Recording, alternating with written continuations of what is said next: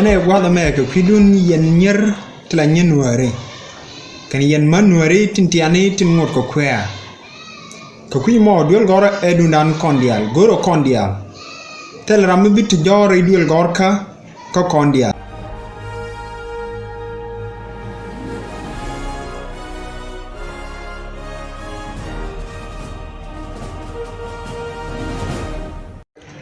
gwa chako ban kaji mela sida kaji ngu ki gwar nyet nuare tungwan gwar kaje alongo ya sidan da jan gwada la tok tiene te ke duom gwa changan guru je longo didi da te duom dong den nuare ti gwa den dong chini ruman konoran duob de gwar nyet de kan gwar de kan pik kaje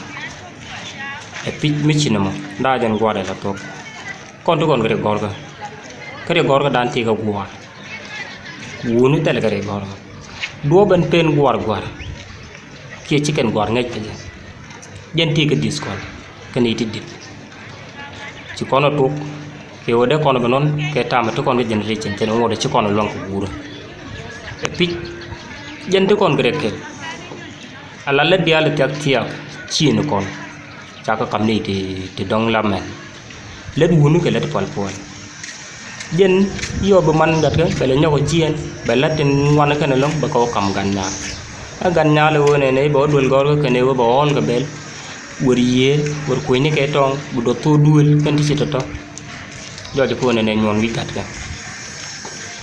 dio je kan ga te kan ni chuo chang bu gwar ku chan gwar chan de be an ma dio ko lu kon war gannal jin gon gat ka nyaadu bi kam ku ke wo be gwar chuwe ne ba nyaade ne ba ya ta lu le chuwe ba nyaado ru de ramate yam chuwe bi nyaade bo jiya ga be do me do gorga gwar jen ti bena la prip te wi mon te anyaadu ci lo ko ngato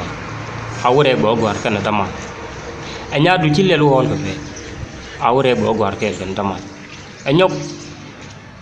chang ti won mi di nyal jakten bu goro bu wona kat nyal kene wut per kan nyaadu ngoda rienga ji chang chaw ko na ramado tien chugo jo ne ne bo ibu yang lu wud mi ge wud mi bo ngoda a jen wi wo nyal rom chi ma no chan nyer chan ga kam chuo chu gan nyal jo ne ne ci bo gwar ci beten bu ga du ya ta lu ni chi je chang jen rul tung wana long nyer kam ka chuo ne ka jo ko kon wori ci kon nyer ci kon kam chuo na mi ci na modu mu de kon pel kon wora de go na jen chan nye kon kam chuo ko ne ne ka go kam ni kume pele ko loy chang te yang jege ten tem bi jeke